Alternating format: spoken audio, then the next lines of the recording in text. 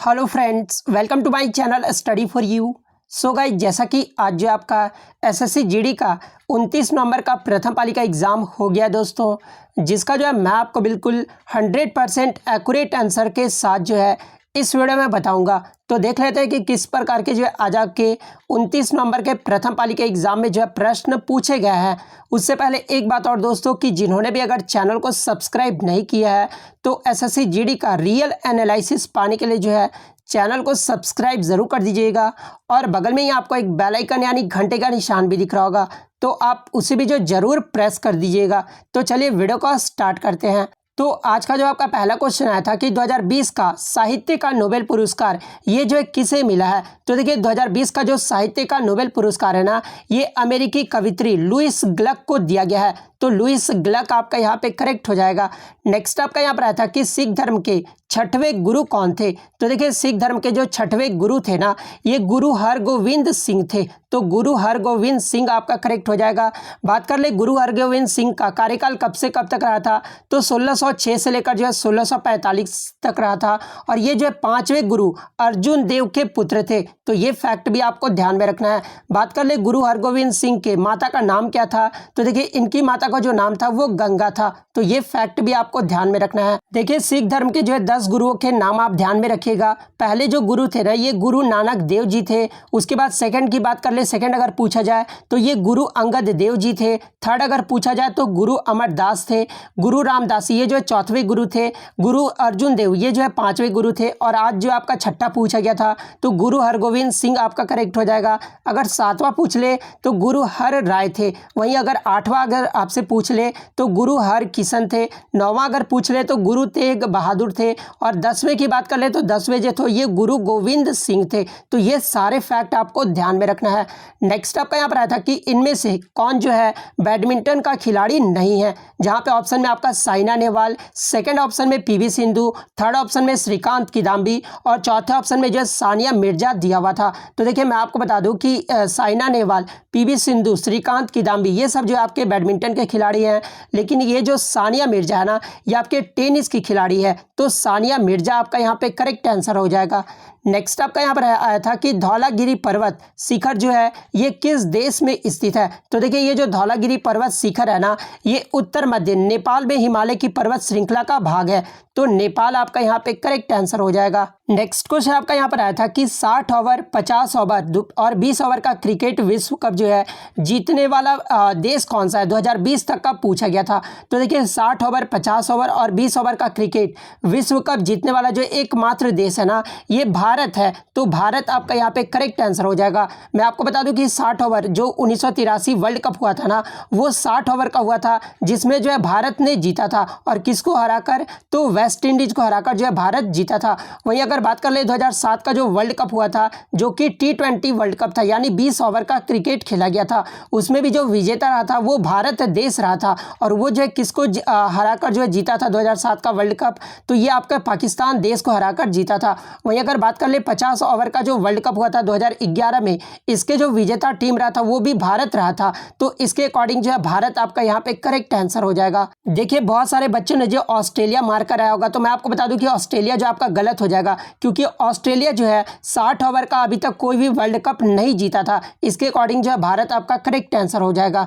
Next आपका यहाँ पर आया था कि दिल्ली, मुंबई, चेन्नई और कोलकाता महानगरों के लिए कौन सी परियोजना है। तो देखिए मैं आपको बता दूं कि वर्ष 1995 में तत्कालीन प्रधानमंत्री अटल बिहारी वाजपेयी के द्वारा जो है स्वर्णिम चतुर्भुज योजना बनाया गया था, जो कि दिल्ली, मुंबई, चेन्नई, कोलकाता को जोड़ता है। तो स्वर्णिम चतुर्भुज परियोजना आपका यहाँ पे करेक्ट आंसर हो जाएगा। अब बात कर ले इसके इंपॉर्टेंट फैक्ट्स के बारे में। तो देखिए स्वर्णिम चतुर्भुज परियोजना भारत का सबसे बड़ा राजमार्ग परियोजना है, जिसके तहत राष्ट्रीय राजमार्ग की कुल लंबाई जो एग्जाम में पूछा जाता है, तो देखिए इसकी जो कुल लंबाई है ना, वो 5846 किलोमीटर है। तो ये फैक्ट भी आपको ध्यान में रखना है। नेक्स्ट क्वेश्चन आपका यहाँ पर आया था कि इनमें से किसका जो है परमाणु द्रव्यमान यानी एटॉमिक मास जो है वो सबसे ज़्यादा है। तो देखिए ऑप्शन में आपका पोटाशियम दिया हुआ था और जो और भी ऑप्शन दिए हुए थे ना वो पोटाशियम से कम के दिए हुए थे। तो देखिए मैं आपको बता दूं कि पोटाशियम का जो सिंबल होता है वो के होता है और इसका परमाणु द्रव्यमान जो होता है वो 39.0983 AMU होता है। तो पोटाशियम आपका यहाँ पे करेक्ट आंसर हो जाएगा। बात कर ले पोटाशियम का परमाणु संख्या अगर पूछा जाए एग्जाम में तो इसका 19 होता है। तो ये भी आपको ध्यान में रखना है।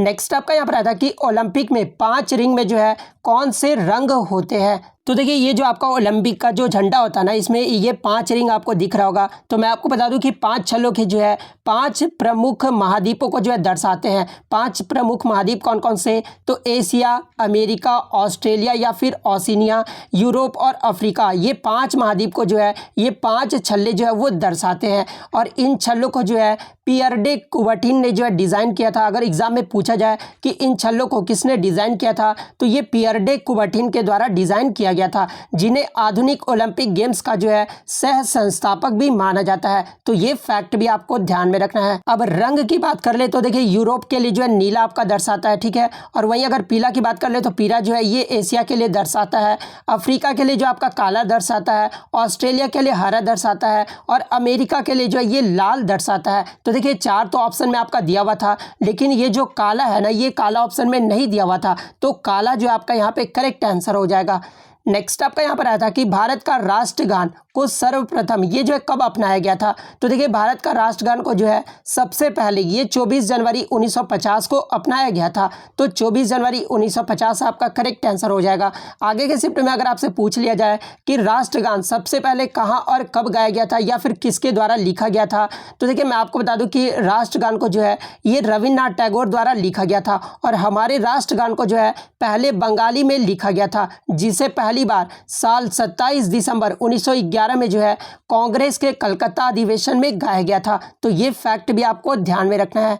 नेक्स्ट आपका यहाँ पर है कि जी का रोग लगना मुहावरे का अर्थ पूछा गया था। तो देखिए जी का रोग लगना मुहावरे का जो सही अर्थ होगा ना वो किसी बात की चिंता करना या फिक्र करना, ये जो है मुहावरे का सही अर्थ हो जाएगा।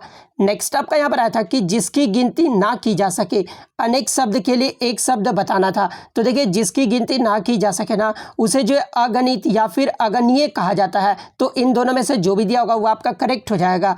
नेक्स्ट आपका यहाँ पर आया था कि ऑलिवर ट्विस्ट नामक पुस्तक के लेखक कौन है। तो देखिए ऑलिवर ट्विस्ट नामक पुस्तक के जो लेखक है ना ये चार्ल्स डिकेंस है। तो चार्ल्स डिकेंस आपका यहाँ पे करेक्ट हो जाएगा। नेक्स्ट आपका यहाँ पर आया था कि आंख खुलना मुहावरे का अर्थ पूछा गया था। तो देखिए आंख खुलना मुहावरे का जो सही अर्थ होगा ना वो सचेत होना या फिर होश में आना, ये जो है मुहावरे का सही अर्थ हो जाएगा। नेक्स्ट आपका राजा का प्रवाचित शब्द पूछा गया था। तो देखिए राजा का जो प्रवाचित शब्द होता है ना वो नरेश या शासक होता है। तो नरेश या शासक में से जो भी दिया होगा वो करेक्ट होगा।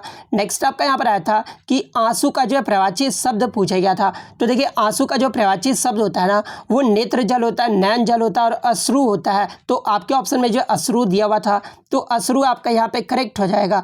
नेक्स्ट आपका यहाँ पर आया था कि सबसे ज्वलनशील पदार्थ कौन सा है। तो देखिए सबसे जो ज्वलनशील पदार्थ होता है ना ऑप्शन के अकॉर्डिंग आपका सोडियम दिया हुआ था। तो सोडियम जो है आपका सबसे ज्वलनशील पदार्थ है।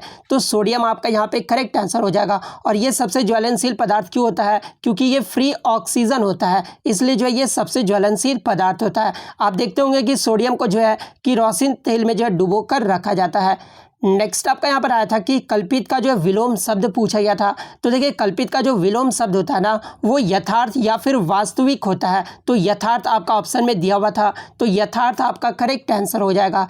नेक्स्ट आपका यहाँ पर आया था कि कर्कश का जो है विलोम शब्द पूछा गया था। तो देखिए कर्कश का जो विलोम शब्द होता है ना वो मधुर होता है। तो मधुर आपका यहाँ पे करेक्ट आंसर हो जाएगा। एक जो आपका अविस्मरणीय और अर्धवार्षिक का जो है शुद्ध वर्तनी पूछा गया था। तो इतने क्वेश्चन जो आज मुझे बच्चों के द्वारा मिले हैं जो कि 100% रियल और ऑथेंटिक है। तो अगर वीडियो अच्छी लगी हो तो वीडियो को जो है लाइक ज़रूर कर दीजिएगा। अगर चैनल पर नए हैं तो चैनल को सब्सक्राइब ज़रूर कर दीजिएगा। तो मिलते हैं नेक्स्ट वीडियो, तब तक thank you, all the best.